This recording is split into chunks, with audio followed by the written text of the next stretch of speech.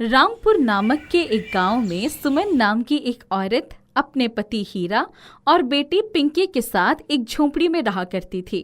सुमन का एक पति गांव के ही एक सेठ के आम के बाग में काम करता था। सुमन एक बहुत ही ईमानदार और सभ्य महिला थी, पर उसका पति हीरा बहुत घमंडी और असभ्य था।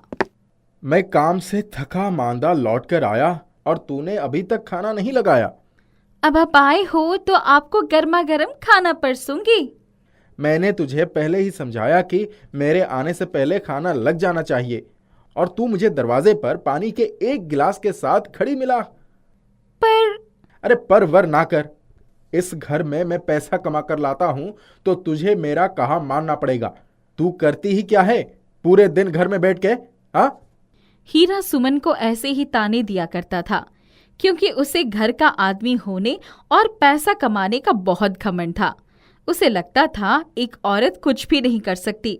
पर फिर एक दिन रास्ते में आज तो इस कलमुही सुमन के चक्कर में मुझे देर हो गई। अब सेठ चिल्लाएगा। चलो, जितना चिल्लाना है चिल्ला ले, पर पगार ना काटे बस, वरना मैं क्या करूंगा। हीरा ये सब सोचता हुआ तेजी में जा ही रहा होता है कि तभी एक तेज रफ्तार में आती गाड़ी उसको टक्कर मार देती है और उसके पैरों पर से उतर जाती है। वो दर्द से तड़पने लगता है। लोग उसे अस्पताल पहुंचाते हैं और उसकी पत्नी को खबर करते हैं। अरे, ये क्या हो गया आपको? अरे चुप कर मनहूस, ये सब तेरे ही वजह से हुआ है। तेरी ही वजह से मुझे निकलने में देर हुई थी और जल्दी के चक्कर में मेरा एक्सीडेंट हो गया। ये आप क्या कह रहे हैं? मैंने जानबूझकर तो आपको देर नहीं कराई। चुप हो जा। तभी डॉक्टर आते हैं और बताते हैं, मैं माफी चाहूंगा, पर कार ने आपके पैर को बिल्कुल कुचल दिया है, इसीलिए अब आप कभी चल नहीं पाएंगे। ये सुनकर हीरा और सुमन दोनों रोने लगते हैं और फिर वो घर आ जाते हैं। हीरा अब पूरी तरह से बिस्तर को लग गया था और उसका काम छूट गया था। तब एक दिन सेठ उसके दरवाजे पर आया और बोला, क्या बात है हीरा, तू काम पे क्यों नहीं आ रहा है? सेठ की आवाज सुनकर सुमन दरवाजे पर जाती है और उसको पूरी बात बताती है। वो सुनकर सेठ कहता है, अरे तो अब तेरा घर कैसे चलेगा? एक काम कर, तू अपने पति की जगह काम कर ले। मुझे भी काम करने वाले की जरूरत है और तुझे पैसे की। क्या सच में? हाँ, और क्या, तेरे तो हाथ पर सलामत है ना। उस दिन से सुमन सेठ के बाग में काम करके पैसे कमाने लगती है। हीरा कुछ कहता तो नहीं है, पर उसको ये बात समझ में आ जाती है कि उसे अपने काम पर घमंड नहीं करना चाहिए था। कोई भी इंसान कोई भी काम कर सकता है। तुम काम पर जा रही हो? हाँ, मैं काम पर जा रही हूँ। खाना बनाकर मैंने रख दिया है। जब तक मैं आऊंगी तब तक पिंकी तुम्हारा ख्याल रखेगी। हाँ, जब तक तुम नहीं आ जाती हो ये मेरा बहुत ख्याल रखती है। तुमने इसे बहुत अच्छे से संस्कार दिए हैं। ये सुनकर सुमन कुछ नहीं बोलती और अपने काम में लग जाती है। कुछ समय गुजरता है और फिर एक दिन गांव में तूफान आ जाता है। उस तूफान में सुमन की झोंपड़ी गिर जाती है। हालांकि सुमन, हीरा और पिंकी तीनों बाल बाल बच जाते हैं।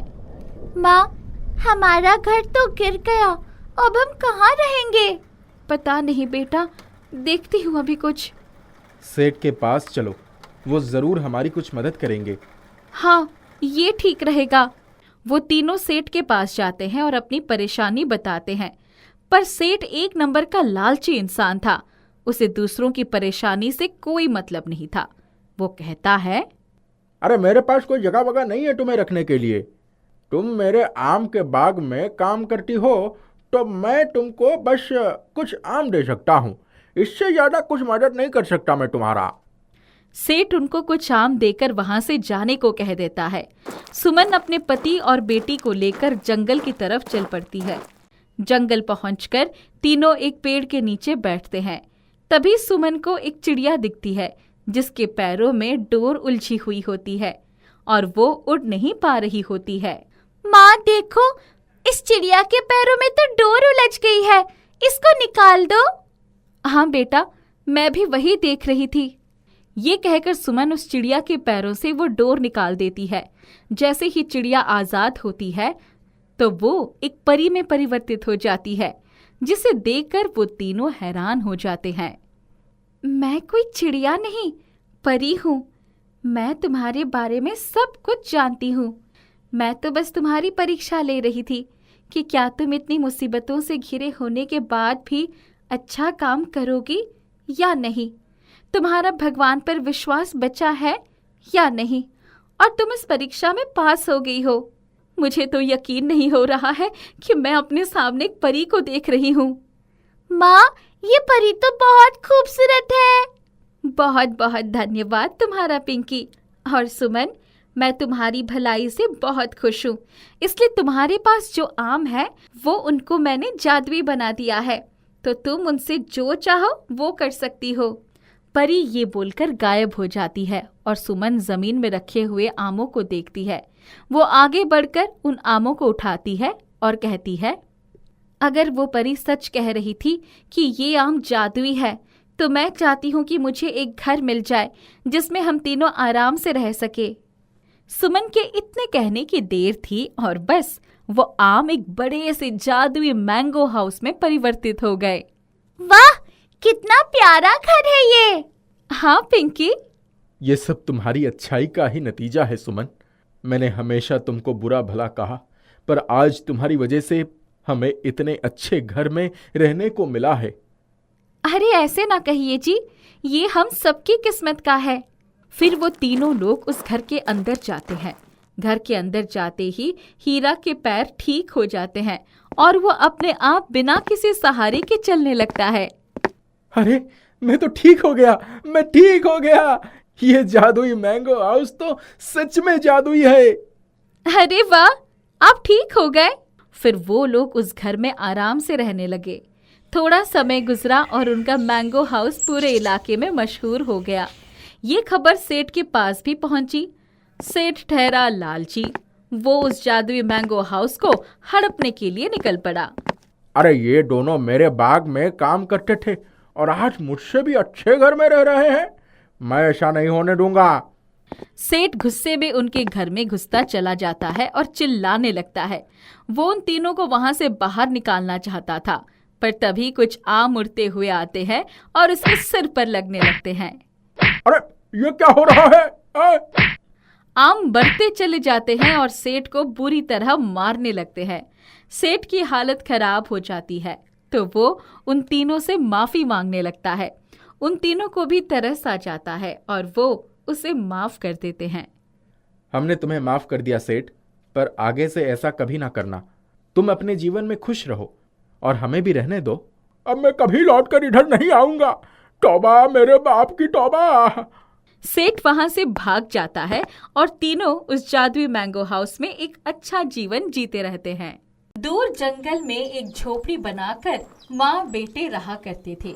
पति के मर जाने के बाद वाली पुरानी कुरीति के कारण उन्हें गांव से निकाल दिया जा चुका था, जिसके बाद कुछ वनवासियों ने उन्हें सहारा दिया और जंगल में ही उनके लिए झोपड़ी बनाकर उनके रहने का ठिकाना तैयार कर दिया। माँ, अब हम इस जंगल के बीच में रहेंगे। हाँ बेटा, भगवान जी की यही मर्जी है कि अभी हम यही रहे। तुम जाओ, कुछ लकड़ियाँ तोड़ कर ले आओ जंगल से। तब तक मैं खाना बनाने की तैयारी करती हूँ। ठीक है माँ, अभी लेकर आता हूँ। दोनों माँ बेटों के खाने पीने का पूरा इंतजाम उन वनवासियों ने ही किया था। बेटा अभी काम करने के लिए छोटा था। माँ अपने 14 साल के बेटे को लेकर चिंता में थी। उसको पालने के लिए उन्हें काम करने की जरूरत महसूस हो रही थी। भैया, मुझे कहीं पर कोई काम मिल सकता है क्या? मुझे अच्छा नहीं लग रहा है कि हम माँ बेटों के लिए आप सबको परेशान होना पड़ रहा है। ऐसी कोई बात नहीं है बहन। इस दुनिया की कुरीतियों ने जिसे भी ठुकराया है उसे इस जंगल ने ही अपनाया है। भैया, मानती हूँ मैं ये बात, पर मुझे कुछ काम करने का मन है अपनी जिंदगी में व्यस्त रहने के लिए। ठीक है बहन, अगर आपका काम करने का ही मन है तो आप मेरे रसोई में खाना बना दीजिए। मैं और मेरी पत्नी, कुल 2 लोगों का परिवार है मेरा। मेरी पत्नी को भी आपके होने से एक सहेली मिल जाएगी। साथ ही अपने और बच्चे के लिए भी खाना एक साथ बना लीजिएगा। आपका बहुत बहुत धन्यवाद भैया। मैं आज शाम से ही काम चालू कर देती हूँ। उस दिन से हर रोज वनवासी के घर का 2 वक्त का खाना माँ बनाने लग गई। इस तरह माँ बेटों की जिंदगी कटती गई। जंगल में रहते रहते पूरा साल गुजर गया। माँ बेटे अपनी रोज की एक जैसे दिनचर्या में व्यस्त थे। एक दिन वनवासी के घर में दाल बनाते वक्त दाल खत्म हो गई। माँ ने बेटे को आवाज लगाई, बेटा जाओ जाकर दाल का प्रबंध करके लाओ कहीं से भी। ये उस माँ की अपने बेटे को खुद के पैरों पर खड़ा करने के लिए की गई पहली कोशिश थी। मैं कहाँ से प्रबंध करूँ माँ? मुझे क्या पता ये दाल कहाँ मिलेगी? यही तुम्हारी परीक्षा है बेटा। तुम्हें अगर चलकर खुद के पैरों पर खड़ा होकर हमारा परिवार चलाना है, अभ्यास अभी से करना होगा तुम्हें। मैं समझ गया आपकी बात को माँ। मैं कहीं से भी दाल का प्रबंध करके आता हूँ। बेटा दाल का प्रबंध करने का लक्ष्य लिए जंगल से शहरी इलाके की ओर निकल जाता है। दिमाग में यही चलता रहता था कि कहीं किसी दुकान पर काम करके दाल खरीद लाऊंगा। वो शहर की दुकानों में काम मांगने लग गया। मालिक, कोई काम मिलेगा क्या? मैं तुम्हें 100 रुपये दूंगा, बदले में तुम मेरा खंडहर हो चुका गोदाम साफ कर दो। ठीक है मालिक, मैं जल्दी से काम पर लग जाता हूँ। बेटे ने जल्दी से सारे गोदाम को साफ कर दिया और उस सफाई से मिले पैसे से दाल खरीदकर जंगल की तरफ चल दिया। आज बेटा भी खुश था। वो अपनी माँ के लिए अपनी पहली कमाई लेकर जा रहा था। बेटे को पता भी नहीं था कि उसकी माँ के हाथों से ऐसा जादू होने वाला है जो उसके होश उड़ा देगा। बेटा अपनी कमाई का दाल खरीदकर माँ को देने के लिए खुशी खुशी जा रहा था। शाम की रोशनी अब अंधेरे में तब्दील हो चुकी थी। तभी बीच जंगल में से एक राक्षस ने बेटे का रास्ता रोका। कहाँ जा रहे हो? बेटे ने डरते डरते उस राक्षस को जवाब देने की कोशिश की। अपने घर जा रहा हूँ। मेरी माँ ने मुझसे ये दाल मंगवाई थी, उन्हें खाना बनाना है। मुझे भी बहुत भूख लगी है, मुझे खाने के लिए चाहिए। बरसों बाद मुझे आज इस बरगद के पेड़ से छुटकारा मिला है। मुझे ये दाल दे दो खाने के लिए। ये मेरी पहली मेहनत की कमाई से खरीदी हुई दाल है, जिसे मेरी माँ ने मंगवाया है मुझसे। वो इस दाल के लिए मेरा रास्ता देख रही होंगी वापस आने का। आप मेरे साथ मेरे घर चलिए, मैं अपने हिस्से का खाना आपको दे दूंगा। राक्षस बेटे की बात को सुनकर काफी नर्म भाव से हंसकर उसे कहा, बेटा तुम्हें तकलीफ होगी, क्यों अपने हिस्से का भोजन मुझे देना चाहते हो? क्योंकि मैं किसी भूखे को भूखा नहीं जाने दे सकता, चाहे वो इंसान हो या राक्षस। बेटा राक्षस के साथ घर आ गया और अपने कमाई के पैसे से खरीदी हुई दाल को अपनी माँ के हाथों में सौंप दिया। माँ का हाथ लगते ही वो जादुई दाल हो गया। राक्षस को चुपके से बेटे ने अपने हिस्से का खाना परोसा। ये लीजिए, दाल रोटी खाइए, वर्षों से भूखे हैं आप। राक्षस के दाल खाते ही एक धुआं उठा और वो राक्षस एक इंसान में बदल गया। अरे आप कौन हो? अभी तो थोड़ी ही देर पहले आपका रूप अलग था, अब आप एक इंसान बन गए, बिल्कुल मेरे गुजर चुके पिताजी की तरह। मैं तुम्हारा पिताजी ही हूँ बेटा। यमदेव ने मुझे वक्त से पहले बुला लिया था। सच में आप हैं पिताजी? आप वापस कैसे आए फिर? हाँ बेटा, मेरे वापस आने की वजह तुम्हारे माँ के हाथों की बनी ये जादुई दाल है जो अभी मैंने खाई। मैं आपकी बात को समझा नहीं। यमदेव ने मुझे कहा था कि बेटे की पहली कमाई से उसकी माँ के हाथों की दाल खाकर मुझे मुक्ति मिल जाएगी। मैं अपने शरीर में हमेशा के लिए वापस आ जाऊंगा। आज तुम्हारे माँ के हाथों की दाल ने ये जादू कर दिया। अब मैं हमेशा तुम दोनों का ख्याल वापस रख सकता हूँ।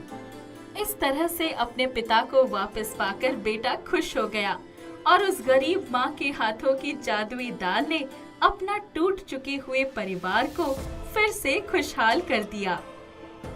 लाली एक आम के बगीचे में माली का काम करती थी। जो भी पैसा उसे मिलता था उससे खुद को और अपने एक छोटे भाई को पाल रही थी। खुद की पढ़ाई रोककर अपने भाई को पढ़ा रही थी। माँ बाप नहीं थे। लाली के झोपड़ी में लाली और उसका भाई निखिल, केवल यही दो लोग रहा करते थे। निखिल, ओ निखिल। हाँ दीदी, कहिए। ये क्या अंक लेकर आए हो परीक्षा में? इसलिए मैं अपनी पढ़ाई छोड़कर तुम्हें पढ़ा रही हूँ। उस वक्त बीमार पड़ गया था दीदी, इसीलिए अच्छे पढ़ाई नहीं कर पाया था। मुझे माफ कर दो, अगली बार से अच्छे अंक लाऊंगा। पढ़ाई का कोई बहाना नहीं होता। ठीक है, बीमार थे, दवाई भी लाकर दी थी मैं तुमको। आगे से ऐसा अंक लाना होगा तो पहले बता देना, मैं तुम्हारी फीस ही नहीं भरूंगी। अब दोबारा नहीं होगा दीदी। ठीक है, जाओ अब स्कूल। निखिल को स्कूल भेजकर लाली आम के बगीचे की तरफ काम पे निकल गई।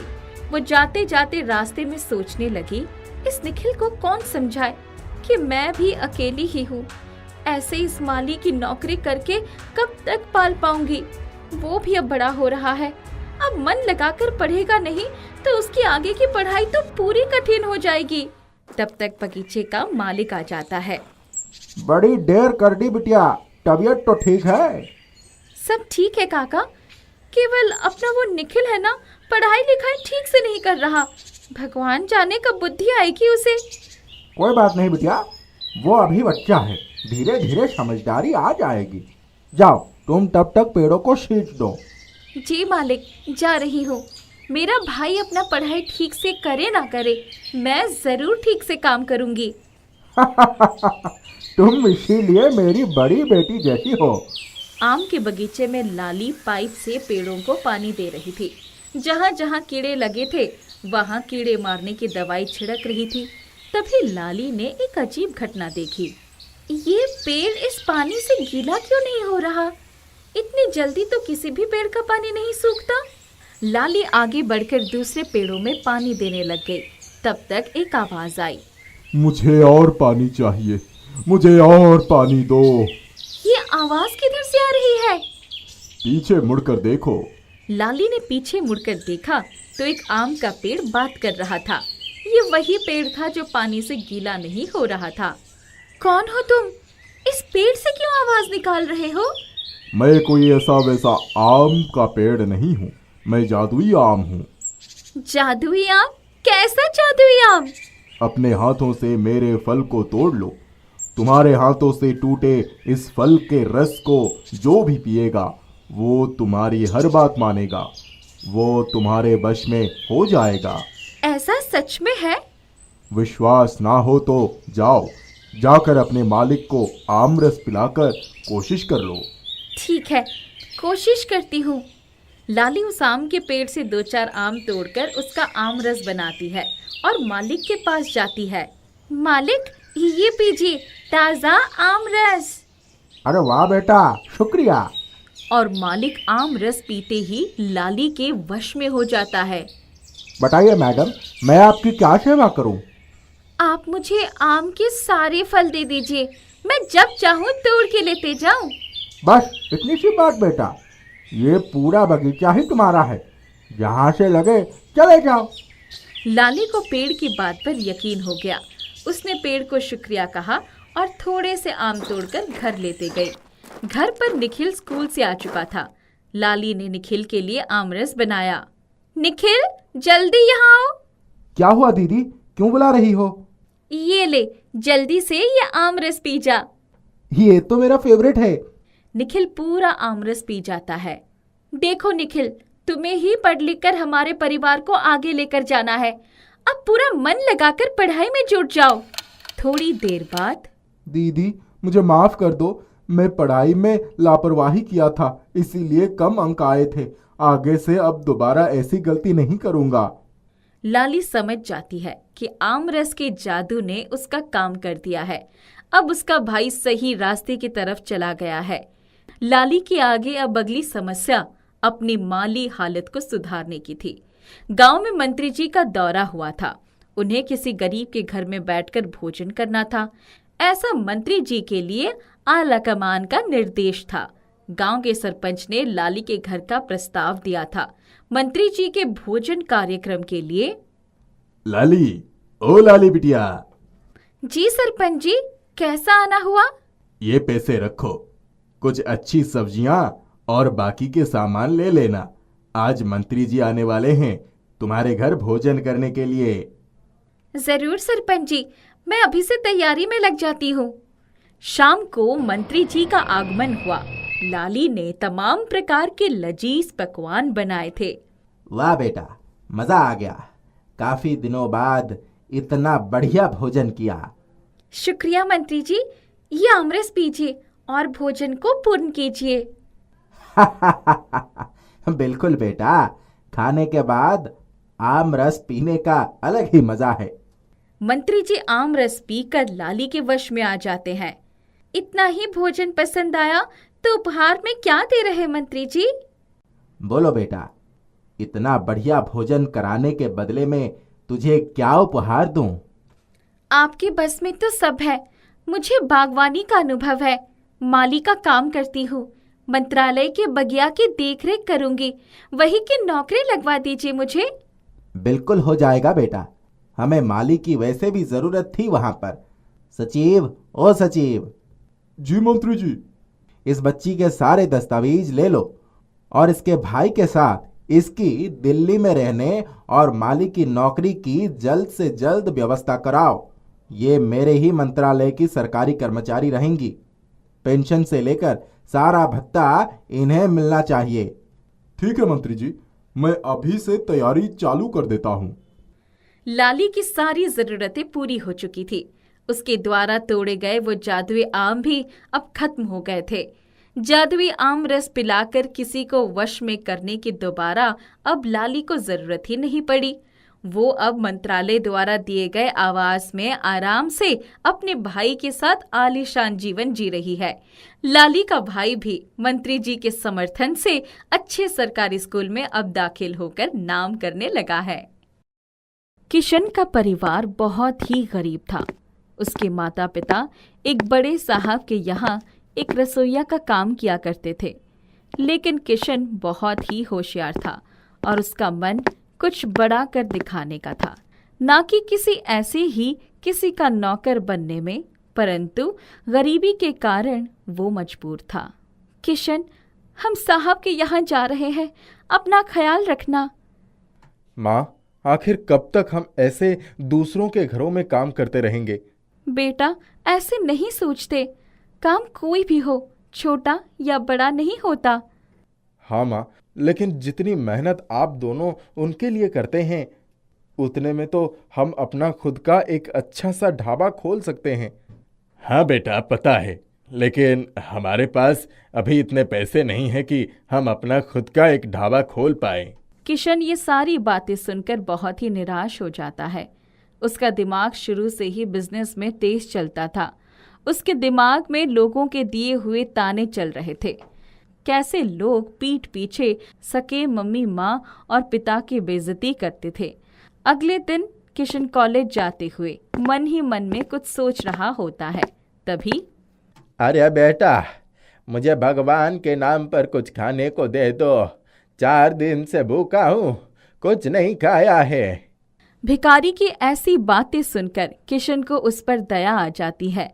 वो आगे अपने बैग से कुछ बचा हुआ खाना निकालकर उसे दे देता है। भिखारी किशन की इस उदारता को देखकर उसे भेंट में एक पोटली देता है, जिसमें एक जादुई आटा होता है। ये लो बाबा, ज्यादा कुछ तो नहीं है, लेकिन जो टिफिन मैं कॉलेज के लिए ले जाता हूँ वो आप रख लीजिए, आपको ज्यादा जरूरत है। ये लो बेटा, ये तुम्हारे काम आएगा। बाबा जी, ये क्या है? मुझे पता है तुम किस अवस्था में जीवन व्यतीत कर रहे हो। ये आटा तुम्हारे काम आएगा। इस पोटली को घर जाकर खोलना। ये कोई मामूली आटा नहीं है। याद रहे, इससे जो भी खाना पकाना वो तुम स्वयं ही पकाना। अगर किसी और को दिया तो यह किसी फायदा का नहीं रहेगा। वो पोटली लेकर किशन अपने घर की तरफ निकल पड़ता है। तभी रास्ते में उसे अपना दोस्त मोहन मिल जाता है। अरे भाई किशन, पहले तो तुम दूसरों के यहाँ काम करते थे और अब तुम आटा लेकर सड़क पर घूम रहे हो, हैं? किशन बहुत ही शांत स्वभाव का था। वो मोहन की बात का बुरा न मानकर वो वहां से चुपचाप चला गया।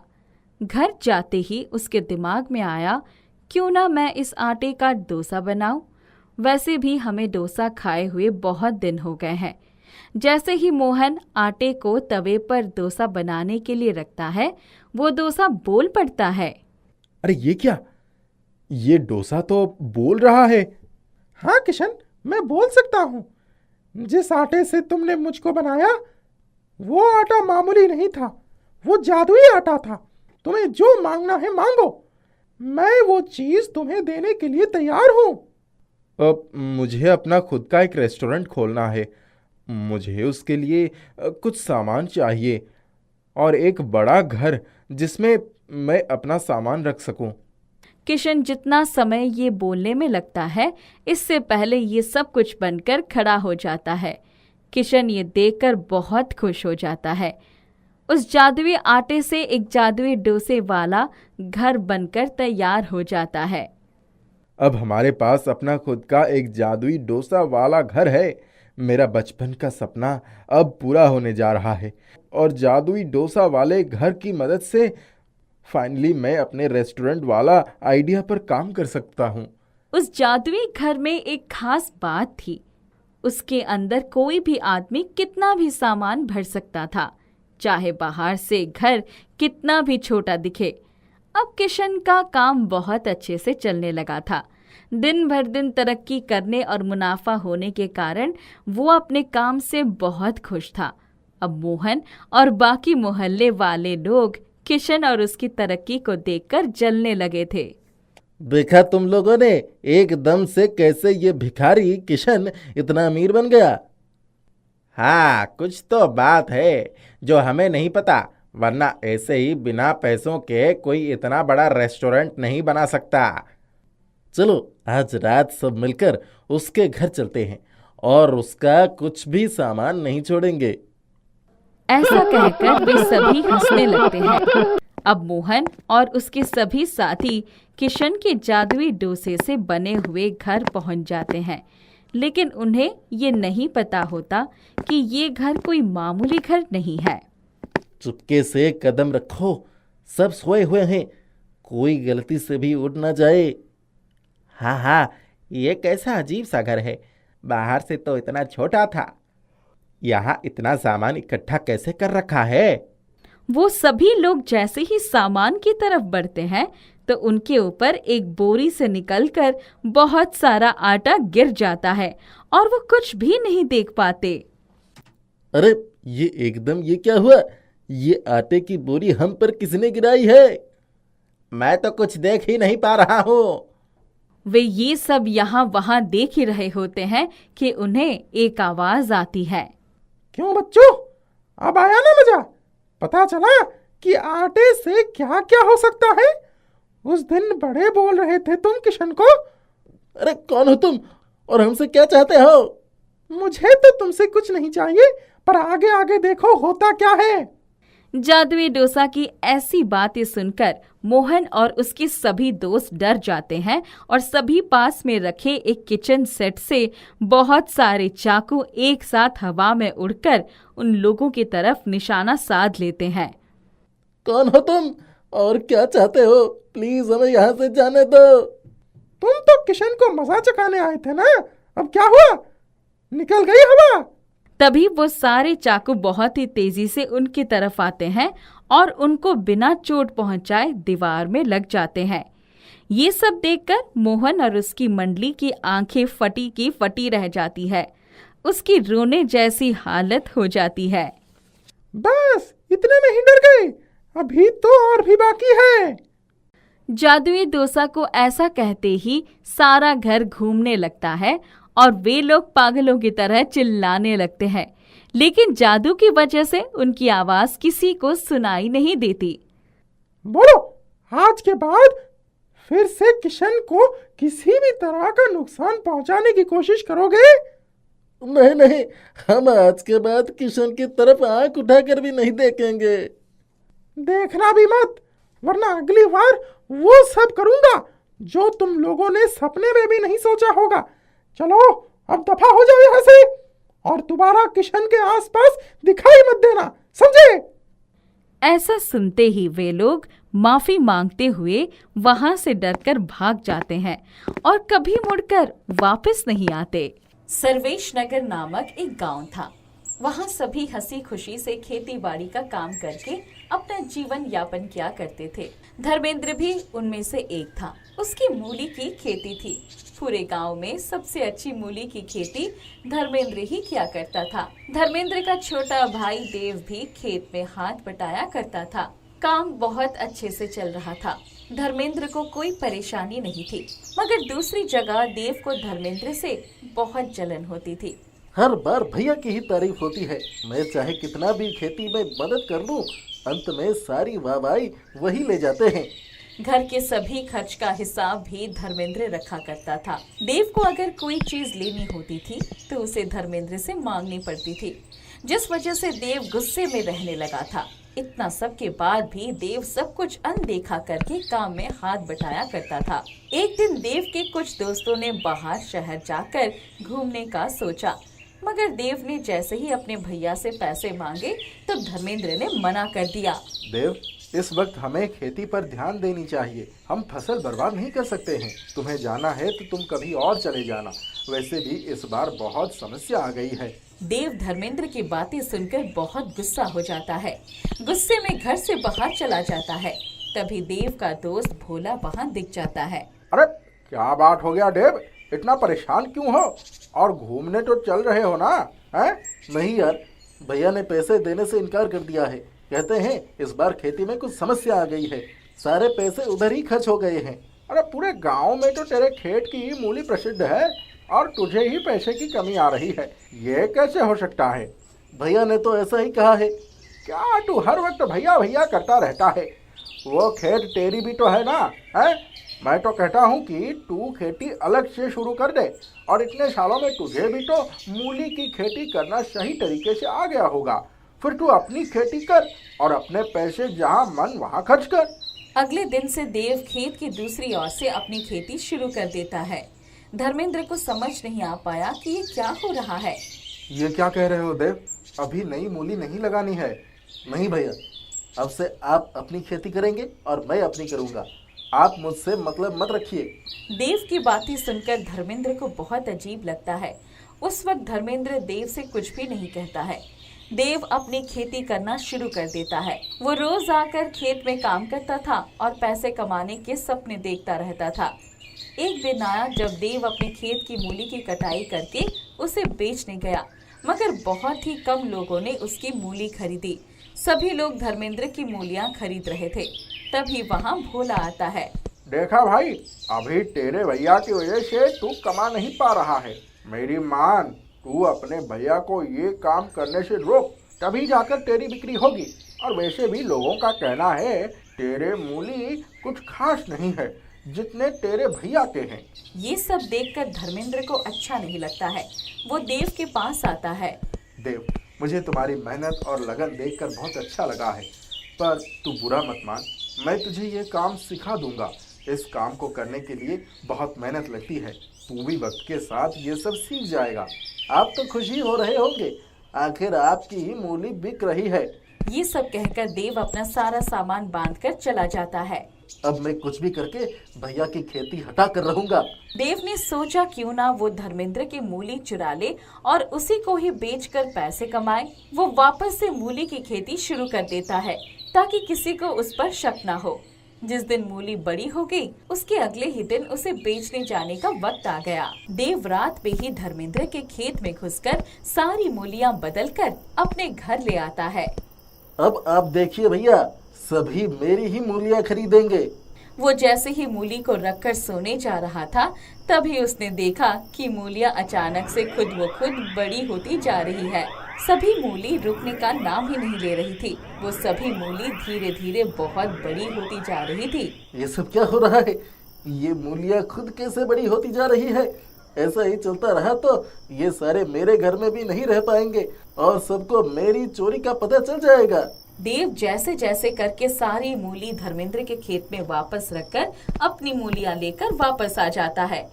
देव कुछ भी समझ नहीं पा रहा था कि क्या हो रहा है। अगली सुबह जब धर्मेंद्र अपनी मूलियां बेचने आया तब देव ने देखा कि सारी मूली अपने साधारण आकार में ही थी।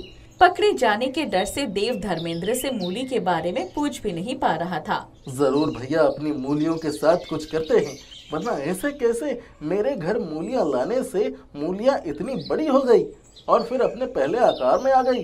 कोई बात नहीं, आधी मूली जो बची है उन्हें मैं किसी बड़ी जगह पर लेकर छुपा देता हूँ। देव रात के वक्त आधा मूली बदलकर एक बड़े मैदान में जाकर रखता है। मैं यहीं से जाता हूँ, कहीं कोई गड़बड़ ना हो जाए।